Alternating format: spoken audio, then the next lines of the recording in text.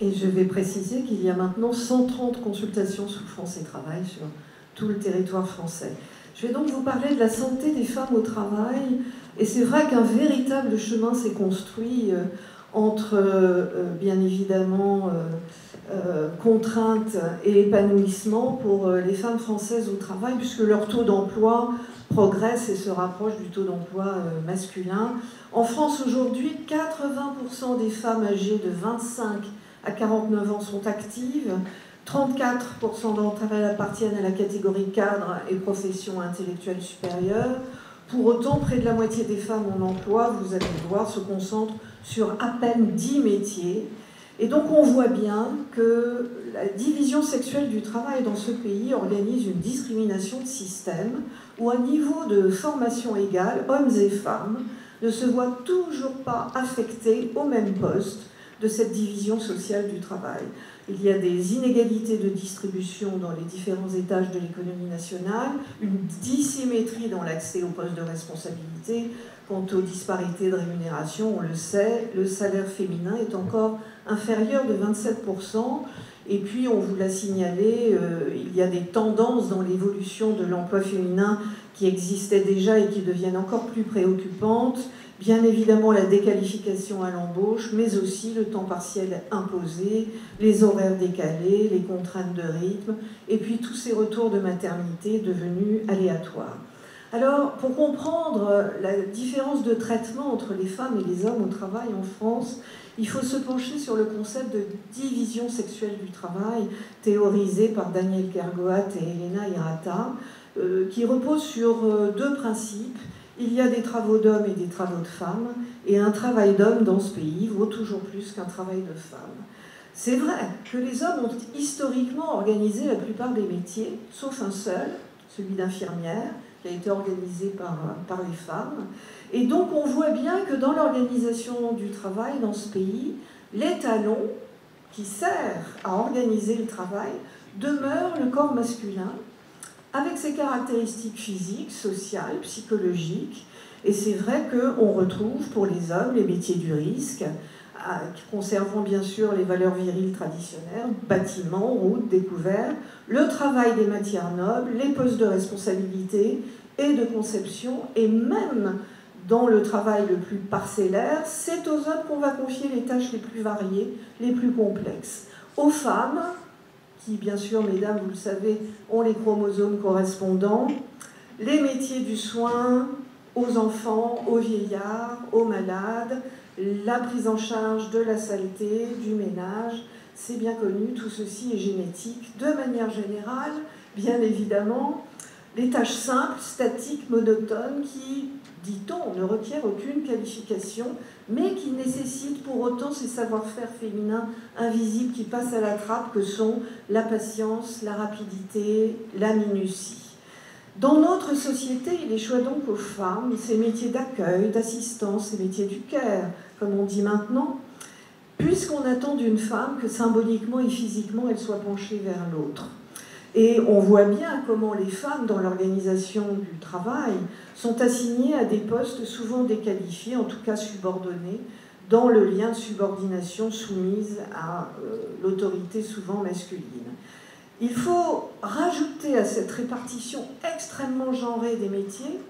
la totale surdité de l'organisation du travail à tout ce qu'on va appeler les impondérables féminins, c'est-à-dire les enfants malades, les absences qui en découlent, les réunions scolaires auxquelles il faut aller, les congés maternité, tout ce qu'on va caser dans le monde du travail, dans ce qu'on va appeler bien sûr l'absentéisme féminin. Et tous les aléas de cette prise en charge vont extrêmement souvent entrer en conflit avec les contraintes de l'emploi et de la carrière. Surtout lorsqu'on sait qu'au fond, la plupart du temps, la biodisponibilité des hommes au travail est essentiellement soutenue par le travail corporel des femmes, leurs épouses, qui vont leur permettre de s'abstenir de tout le travail domestique et de la prise en charge de la sphère familiale. On voit donc comment la femme, sur le marché du travail en France, se voit obligée d'avoir un corps en contre une organisation du travail qui, elle, est au masculin neutre. en se contentant d'être des athlètes du quotidien, capables dans la journée, en même temps qu'elles travaillent, de penser au rendez-vous chez le pédiatre, de penser également à ce qu'elles vont faire à dîner le soir, et le soir, tandis qu'elles enfournent une pizza dans le four, de réfléchir à la manière dont elles vont terminer, une fois les enfants couchés, la rédaction du rapport qu'elles doivent rendre. Cette discrimination indirecte renvoie bien évidemment à la façon dont les rapports sociaux de sexe se construisent dans notre société, à une discrimination qui est dans le socle même, encore une fois, de la construction du masculin et du féminin dans notre société, mais renvoie surtout à une exception française, car dans les autres pays européens et dans les pays anglo-saxons, eh bien, le travail n'est pas organisé au masculin neutre, il est beaucoup plus bisexué, on finit ses journées à 17h30, on prend souvent son mercredi, il n'y a jamais de réunion en fin de journée tard le soir, alors qu'il est évident qu'en France, on prouve son engagement corps et âme vis-à-vis de l'entreprise par un présentéisme, par des réunions extrêmement tardives, présentéisme qui aux États-Unis est jugé comme un signe d'incompétence. Et nous savons bien quels effets ça a sur le travail des femmes. Une femme qui part à 18h du travail s'entendra dire « Tu prends ton après-midi aujourd'hui ?» Et on voit bien aussi comment notre management en France, responsable du climat de pression morale qui peut régner, est aussi aligné sur des valeurs viriles. Un leader, un cadre supérieur, un vrai, doit pour réussir parvenir dans ce pays à ignorer la souffrance qu'il inflige à ses subordonnés, la sienne aussi d'ailleurs, affichant souvent un cynisme qui est devenu assez bizarrement la nouvelle définition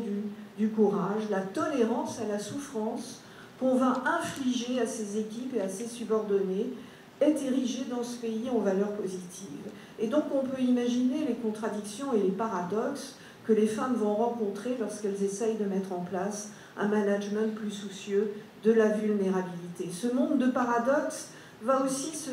retourner contre elles au travers du sexisme ordinaire et du harcèlement sexuel dont on parle beaucoup actuellement, puisqu'il s'agira pour elles de se mettre en valeur, mais discrètement, de s'affirmer, mais gentiment, de réclamer, mais attention, avec le sourire, de s'imposer, mais par la conviction, pas par l'autorité, sans quoi on va les traiter de harpies caractérielles, de donner des ordres, mais gentiment aussi, d'être gentil, mais pas trop, de sourire, mais sans séduire, d'être coquette, mais sans allumer, d'être à l'écoute, mais sans créer trop d'intimité, de faire le ménage, la lessive, mais sans que ça se voie, et puis surtout en continuant à sourire,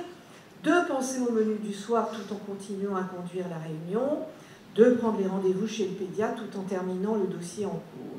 Alors on voit bien que même les femmes, quelquefois, sont capables de jouer contre leur propre camp. Je me souviens à Nanterre des infirmières qui, pour la consultation des médecins hommes, ouvraient les dossiers à la bonne page et restaient fidèles à côté du fauteuil, tandis que pour les médecins femmes, elles posaient la pile sur le bureau, l'air de dire « tu te débrouilles, je ne vais pas te servir, n'exagérons pas quand même ».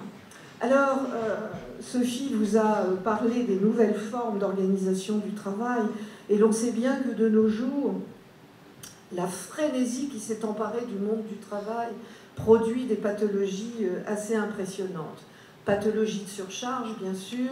pathologie de la solitude aussi, parce que travailler la tête dans le guidon, travailler à toute allure, ne plus jamais avoir le temps d'avoir des pauses collectives, c'est essentiellement travailler seul et isolé dans la multitude sur un open space où personne ne se parle plus. J'essaierai donc d'aller plutôt sur les pathologies spécifiques aux femmes, dont on a beaucoup dit qu'elles se mettaient à boire et à fumer comme les hommes, en oubliant du côté notamment de l'augmentation des infarctus, 45% d'augmentation chez les femmes dans les 2 dernières années, qu'elles ont aussi cette seconde journée à charge, cette double peine dont personne ne parle, mais sans doute parce que le travail demeure un impensé qui reste en termes de santé à la charge du ministère du Travail, qui n'est pas à la charge du ministère de la Santé et donc qui n'est pas intégré dans les études de médecine et qui n'est pas la préoccupation majeure non plus de nos médecins de santé publique. Comme les femmes occupent des postes tout en bas de la hiérarchie, elles souffrent d'un stress professionnel souvent beaucoup plus important que celui des hommes. Elles sont aussi soumises, on le voit dans les diapositives suivantes, à des pathologies liées au job strain. Elles sont aussi beaucoup plus souvent soumises aux comportements hostiles et méprisants dans l'organisation du travail. Et je vous renvoie aux publications américaines parce que, paradoxalement, contrairement à nos médecins français, les cardiologues américains et les cardiologues japonais font de véritables cohortes cliniques sur les publications qui concernent les femmes, notamment dans le American Journal of Heart Society, qui montre bien à quel point les femmes cadres américaines ont un taux de survenue d'infarctus du myocarde colossal, et de la même manière des diabètes insulinodépendants, tout ceci étant dû à la production excessive de cortisol, bien évidemment. Alors je vais rejoindre Sophie dans ses conclusions. Je pense que la seule issue à toutes les problématiques liées à ces pathologies de surcharge, hommes et femmes confondus, c'est bien sûr de revenir à une vie au travail qui permette une vie à côté du travail. Et donc, à l'arrêt de ces réunions en fin de journée qui n'ont pas de sens, de ces rapports déposés pour la secrétaire à taper à 5h moins 5, d'arrêter ce stéréotype du cadre héroïque qui fait du présentéisme pour montrer son investissement personnel dans l'entreprise. Peut-être aussi moins de congés sur l'année, mais en tout cas, certainement, pour les hommes comme pour les femmes, la possibilité d'une meilleure vie qui prenne en compte la vulnérabilité du corps humain, ce que le prix Nobel attribué cette année aux 3 chercheurs qui travaillent sur les rythmes circadiens, c'est-à-dire les rythmes quotidiens neurobiologiques, a bien démontré. Je vous remercie.